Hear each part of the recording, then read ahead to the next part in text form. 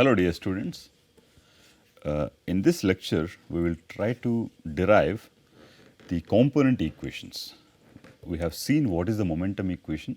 The momentum equation had simply the terms of force on the right hand side and the derivative on the left hand side.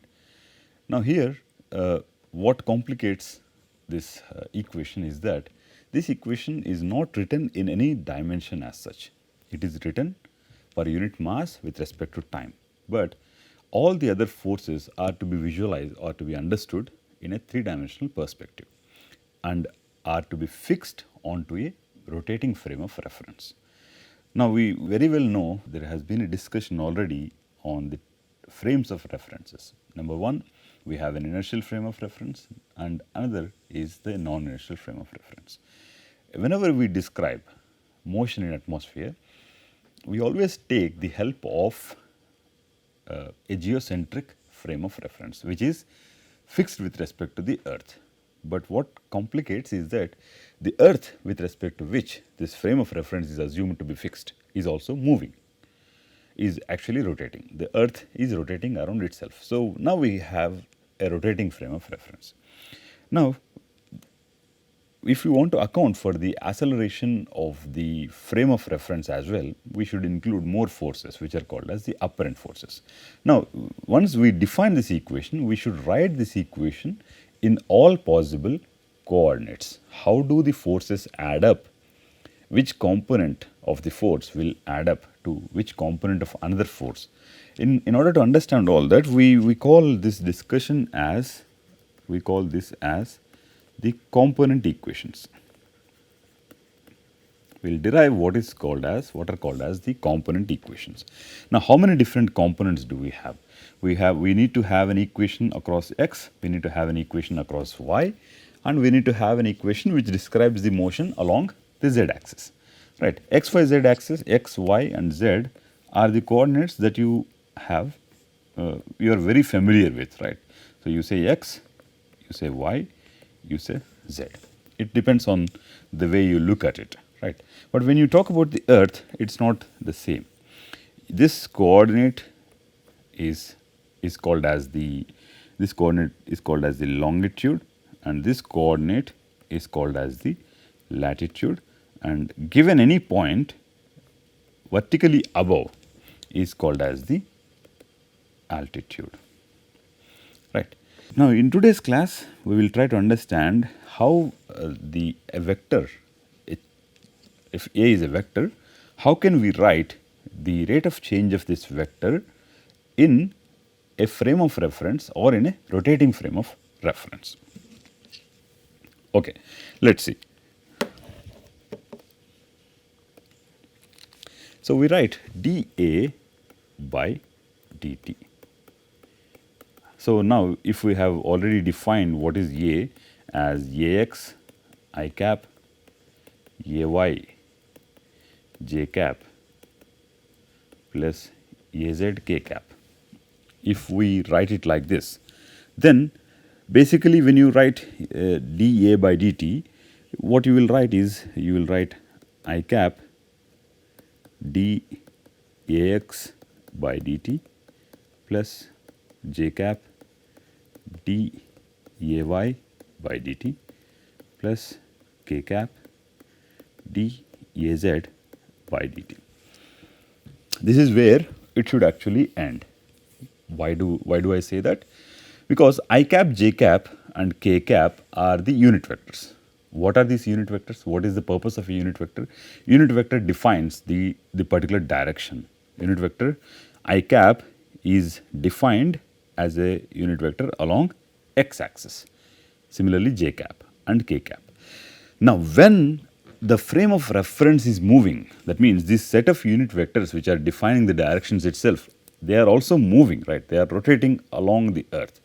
So, what will happen? So, there is acceleration or there is change in I with respect to time, as it is moving, right? It is not constant.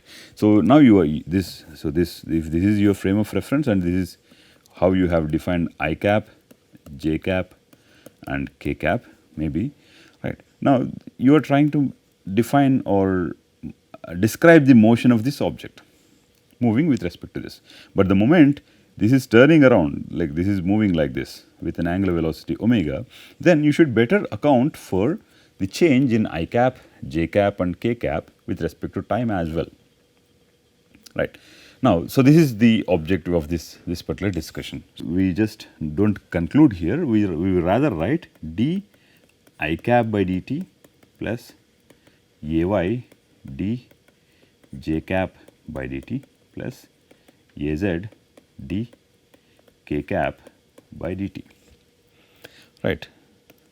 So, this is all of this is basically what I am trying to do is, what I am trying to tell you is, you do not limit just by calculating the change in the magnitude of the vector A, rather you extend to the change in the unit vectors as well. Right. So, when you say that, so how do we write I cap, j cap and k cap, d I cap by dt, dd. So, this is what we have to find out in this class. So, how do I write? Let us say I start with di by dt, we will go to the total derivative later, because there we have to also account for the advection term. So, how do I write? What is this? Let us say. So, when you take a simple analogy, you take the velocity as omega cross r. V is equals to r omega, right. So, which is dr by dt is nothing but omega cross r. That means, you take this analogy, what you can write is d I cap by dt will be equal to omega cross I, right. And similarly, you can write d j cap by dt as omega cross j and d k cap by dt as omega cross k. Right. Now, we can write the rate of change of the vector A as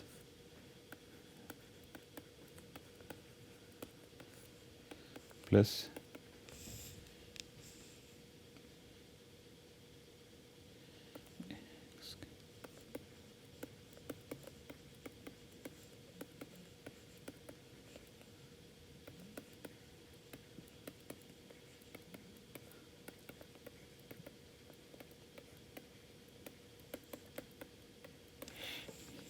so, if I write the total derivative, the inertial derivative dA by dt is equals to plus omega cross A, right. So, this term, the second term that appears on the right hand side actually tells you the effects of rotation. This term is there just because of the rotation, just to understand the effects of rotation. Now, it is very important for us to see how the displacement can be written in a rotating frame of reference. So, basically we will write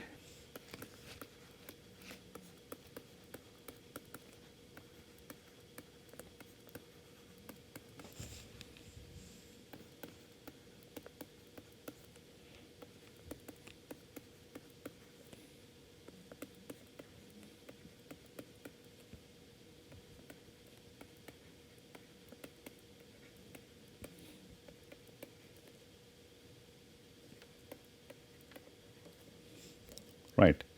So, this number 1 is the total derivative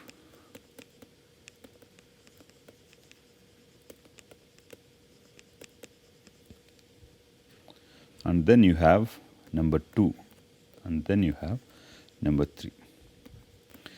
Term number 2 is the local acceleration.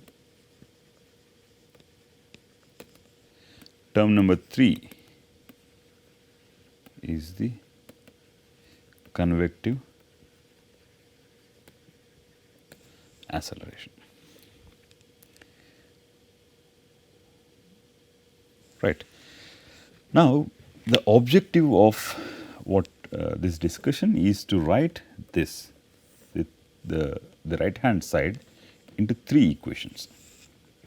So, what are the coordinates of these three directions? It has to be lambda, phi and z. What is lambda? So, if you take the unit vectors to be I cap, j cap, k cap, which are supposed to be along x, y and z, you define lambda to be analogous to x, phi to be analogous to y and z to be analogous to z. So, that means you are calling the longitude as lambda, the latitude as phi and the altitude as z. That is the basic analogy. So, x is analogous to lambda, right, and the direction of velocity along this is written as u, and y is analogous to phi, and the direction of the velocity component along this direction is v. Z is analogous to, let us say, z itself, and the component of velocity is w. This exercise is only due to the frame of reference. So, this will not remain like this, it will be like this. It will be, because it is revolving, I mean it is rotating like this, right. So, with a velocity which is equal to the angular velocity. Right. Now, the question is in this set of coordinates, can we write dx as d lambda, dy as d phi and dz is equals to dz. So, the question is, can we write the displacement along x axis to be similar to displacement along lambda, because it is rotating, right. So, how does the rotation change, or whether it will remain the same or not?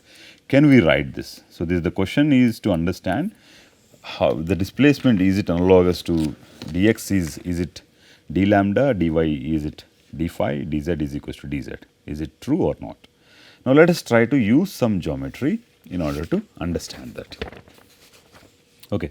So, before we begin, the basic formulae that you will be using is, so if this is the surface and if this is r, now r is the distance away from the axis of rotation and a is the radius, and this phi is supposed to be the latitude of this point P. So, we can naturally write r is equals to a cos phi, right. Now, let us talk about the displacement. So, what we will do is we will take this, let us say at this moment, and then so this is the point P, right.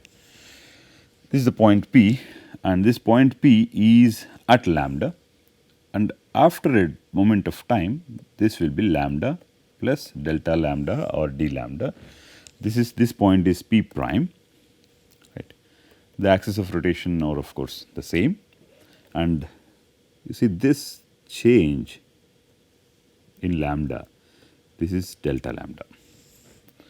Now, how do you write dx in this picture? So, where is dx? Dx is basically the displacement from P to P prime, right. Now, using this geometry, this is a, of course, the radius, we can write displacement along longitude. So, what are we trying to do? We are trying to account. So, this is the direction. So, P is the initial point, this one. So, a point, you have an object here, it is moving from, the moment is from west to east at a fixed phi. Moment is from west to east at a fixed latitude. So, the displacement is along or across the longitudes. Okay. So, in that case, dx is P to P prime. We can write sin d lambda is dx by a cos phi. Where is dx? This is dx. Okay. That means d lambda for very small angles can be written as dx by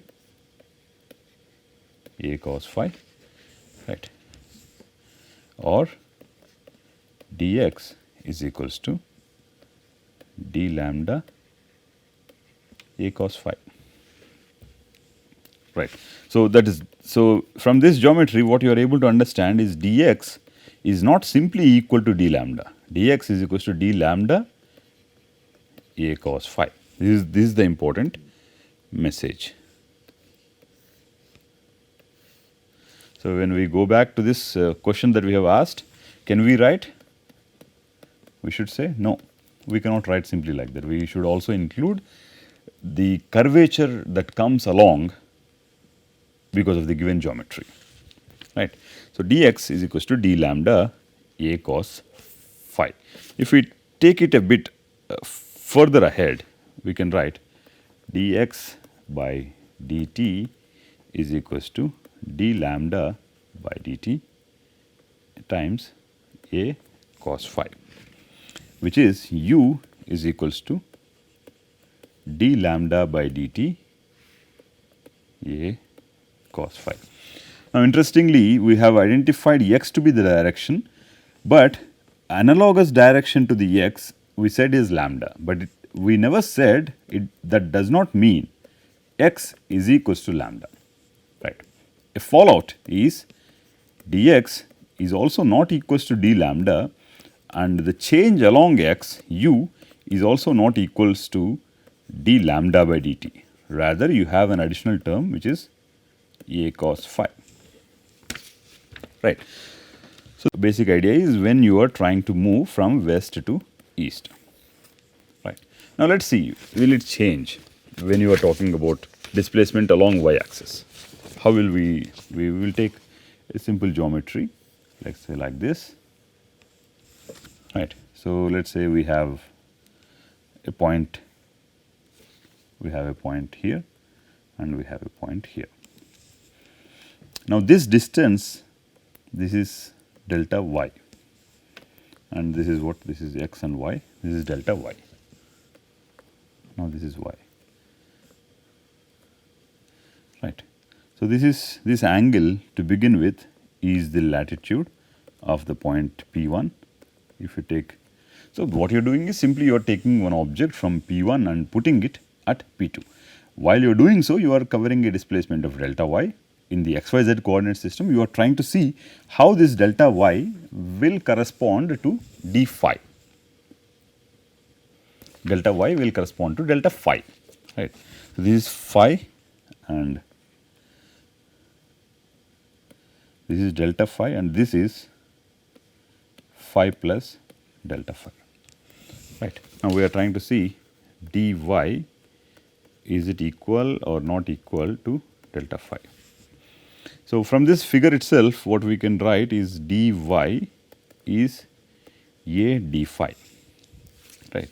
So, dy is not right away equal to d phi, right. Dy is not right away equal to d phi. So, dy by dt is equals to a d phi by dt. dy by dt, what did you call dy by dt as? V is equals to a d phi by dt.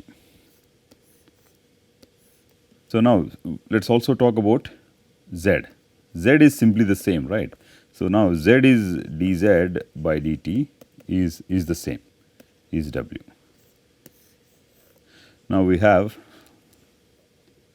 asked a question, right, where is it? Yeah. So, we cannot write x is not equals to lambda, y is not of course equals to phi, but z is the same. That means, u is not equals to d lambda by dt and v is not equals to d phi by dt, but w is equals to dz by dt, right. So, this is the basic idea. Now, we can using these incremental displacements and how we can write displacement into x coordinate or y coordinate or z coordinate, we will try to derive the component equations in spherical coordinates. We will take that in the next lecture. So, what we have learned today in this particular lecture is, if we start with the with a vector and try to account for change in that particular vector, the additional terms appear just because of the non-inertial nature of the reference frame, which is where the coordinates or the I cap, j cap, k cap, since they are changing with respect to time, they are on the rotating frame of reference, we need to account their change with respect to time as well. And that is when the angular velocity comes into picture. And after that, we have seen how the change dx, dy, dz can be written in terms of other lambda, phi and z, and we realize it is not the same, they are not directly same. We need to have an angular dependence on them. Then we can probably have a method to transform one set of coordinates to another set of coordinates, right. So, using these techniques, in the next lecture we will try to understand, we will try to derive the component equations, all the 3 component equations in the spherical polar coordinates.